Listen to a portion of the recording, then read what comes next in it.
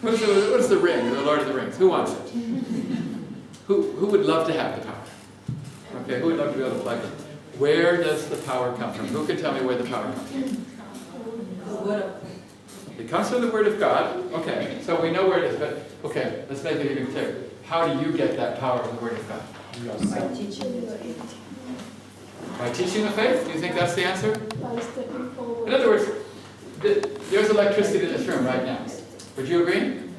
But what do you have to do to get the electricity? Like, say you have a toaster. You have to plug it in. Okay? It doesn't matter if it's everywhere, you have to plug it in. Same with, like, say there's a cell phone here in this area. You have to have the phone to tune in. In other words, the power is there, and it is the power of Baha'u'llah. But how do you get that power?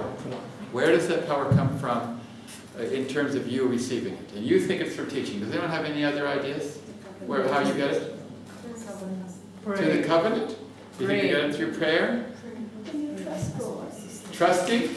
You trust, then you trust and you have it. But you want to get the power. Through action. Okay, so we've got teaching, we've got prayer, we've got trust. What else have we got? Meditation. Meditation? Who else has got any more ideas? Reading the writings. Reading the writings, okay. These are all good things. Would you agree? Do you want me to read you what Adi Baha says, where you get the power? He said, "It is known and clear today that the unseen divine assistance encompasseth those who deliver the message," which is teaching. He says, in other words, this power comes to you through teaching. "And if the work of delivering the message be neglected, the assistance shall be entirely cut off. For it is impossible that the friends of God could receive assistance unless they be engaged in delivering the message." So I really think that this is the same principle, that until something flows out, nothing flows in. Okay? And he uses the word impossible. It's impossible to receive this. And so sometimes you look at Baha'i teachers and they seem to have enormous abilities. They teach, there's power, there's assistance, and you think how great they are. You should not think how great they are. They're not great at all. All they're doing is that they are a channel for God's grace. In fact, if at any time they think they're great, that's going to cut off. And we've seen that happen to Baha'is. Wonderful Baha'is served the faith for many years, wonderful, and then somehow they think instead of the hose, they're the water, and then the water stops flowing. And it's a terrible thing to see, and it's a lesson to all of us. It's happened to many wonderful Baha'is. But we must understand that there is a power there available to us tonight, tomorrow morning, when you're at work tomorrow, and you're afraid to talk to your person, you have to be conscious that this power is right there available to you. If you think perhaps in Singapore there's not enough junior youth to become part of your junior youth gatherings, there are not enough children to teach, or there's no one to come to study circles, all the things we're told to do, if you think that, just block that out of your mind. Block that out of your mind and say, I'm going to ignore that and just try and do what I'm told to do, and a power will come. And then when that power comes, you'll just be amazed. You'll just be amazed. Because there is a mysterious spiritual force being unleashed in the world, began in 1863, and it's promised to every single person who arises. No one doesn't have this power available. Now, the other things that you said to do, to pray, what else did you say? To pray, to read the writings. What else did you say? Meditate. To pray, read the writings, meditate. Those are absolutely essential. And one should do those every single day, if you can. The more that one prays, meditates, reads the writings, obviously the more they're going to be conscious of these spiritual forces. But, and this is very important, the Baha'i faith is not a religion that's based only on prayer, meditation, and study and reading the writings. It's a religion that demands action of you. It's a religion that demands action. If you are not doing something to better mankind, I don't care how much you pray or how much you read the writings or how much, in other words, this is a religion of action. And so this is why in the Baha'i faith we're told we must arise and act. Thank God for the Universal House of Justice, that they have given us a path to act. They've given us what to do, because everybody else in the world is completely lost as to how to find true happiness, how to find joy. How many of you have friends that are not happy, but they have a lot of material things? Do you have any friends like that? They have a lot of material things, but they're still not happy? Because happiness doesn't bring, material things don't bring happiness. Is that right? How many of you have friends that are just totally confused? They might be having problems, in all kinds of ways. Is that right? We have been given a path to true happiness.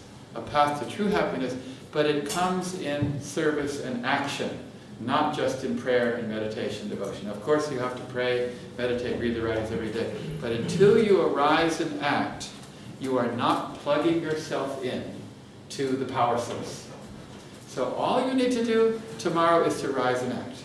And the first thing I want you to do is to become more loving to your fellow Baha'is. That's the first action everyone should do.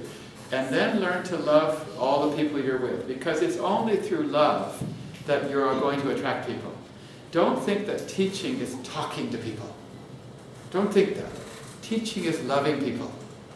And loving people means greeting them with a friendly face. It means whatever they do, you accept them. It means listening to them. It means forgiving them no matter what they do to you. It means always being happy to see them. Have you ever had someone that whenever they see you, they're happy to see you? How does it make you feel? It makes you feel good. You have to do that to every person. Every time someone comes into your presence, look at them like you're glad they're the king. Even though you're probably not, okay? Now the way I do this is that I have 4 or 5 people that I selected in my life that always do this. There's certain people, there's some people that always smile and they're always happy to meet you. Do you have any friends like that? Yes. Okay, so what I do, and with my people I use Russ Garcia because he was a very good friend of mine. And I use Collis Featherstone, and I use my mother. And there's a few other people, because those people, I don't think Russ Garcia ever didn't smile at anybody anytime. I think he came out of the womb and smiled at the doctor. Because he just always smiles. So if I'm walking to a meeting or going somewhere, all I have to do is say, oh, Russ, that's right. And immediately I walk in the room and I greet someone. I just pretend I'm Russ. Like in my mind. Or sometimes to call us president, or my mother. Now my mother is almost, does anyone know my mother? Ever since I knew my mother, she only said good things about people. All her life, she only said good things about other people. Have you ever met anyone like that? Now, when we were kids, she would sit around the dinner table and talk about somebody who I don't like. She says, oh, so-and-so, isn't he so wonderful? Like she would say like that. And I go, Mother, shut up, because she would just ever, and then, I don't know when it was, but maybe after the age of 50, I realized something. Everybody loves my mother and nobody loves me. It finally dawned on me that when you see only the good in other people, there's an attractive power. Now my mother, she gets in an elevator and she's talking to the person by the time they get out. She stands in the supermarket line and she's talking, have you ever met people like that? Now this is what Baha'u'llah wants us to be. He says to treat everybody like they're your family, like your friend. If you start doing that alone, you'll find that electrical power will just come into your back and flow out. If you decide that you want to give out love to other people, that you want, when you go to your feast, you know what Adar Baha said is your main concern when you're going to feast? It's the main thing you should be concerned about when you go to feast? What is it? What is the main thing you're thinking about when you go to feast? What, the food you're going to eat? What you're going to say in the consultation? Are you worried about the clothes you're wearing and how people will think of you? What do you think about as you're going to feast? He said that the thing you should be thinking about is how to make everybody else happy. How to make everyone else happy at the feast. Okay? This is what teaching is all about. Teaching is about making people happy, loving people, being concerned with them. The teaching will take care of itself. But unless you love them, you can't teach them. So Abdul Baha was asked one time by a Baha'i, American Baha'i, who was supposed to go travel teaching to India. And he didn't want to go to India. He absolutely didn't. In fact, there was one Baha'i that wanted to go to India, that was going to go travel teaching to India, not a Baha'i. In the old days, the Americans didn't know about India. I'm talking about like 1908, 1909, before Adi Baha came to America. And so there was one Baha'i who, Adi Baha said, I want you to go travel teaching to India. And he didn't want to go to India. And he was scared, but he didn't want to tell Adi Baha he didn't want to go. And Adi Baha probably figured it out. So then on the last night of pilgrimage, he said to the Baha'i, he said, I want you to go back to America. And he said, but Adi Baha, I thought I was going to India. And Adi Baha said, so did Columbus. That was so nice. Adi Baha realized. But there was another Baha'i who was going to go to India and travel teach. And so he came to Adi Baha and said, Adi Baha, please tell me what to say to the Indians, because they're so different to our culture and so on. And I don't know what to say. Just tell me what to say. And Adi Baha said, look into their eyes. Look into their eyes. Love them. And look at my face. And then open your mouth. That's what he said. It was three things. He said, I can't remember the order, but he said, look into their eyes, love them, see my face, and open their eyes. So I speak. It's in one of the books, you could look it up. Now this is very interesting because one Baha'i told me that when she read that, and this is a pioneer, a Knight of Baha'u'llah, I won't tell you her name, but some of you might know her. She said she has always done that. Every person she ever meets, she looks right into their eyes, then she loves them, and then she sees Adi Baha, and then she speaks. And this lady was one of the great teachers. She's brought hundreds of people into the faith. But the interesting thing is that somebody asked Adi Baha a question, what do I say? And he didn't answer the question. Do you notice that? He didn't say what to say. He said what to do. And so whenever I try to, because often people ask me, how do I teach the faith? They often ask in terms of what you say. So you're in a question, they say, what do you say to a person who says so-and-so? Or in this situation, what do you say? And I like to think that's the wrong question. I think that's the wrong question, what you say. I don't know what you say, but I do know what you do.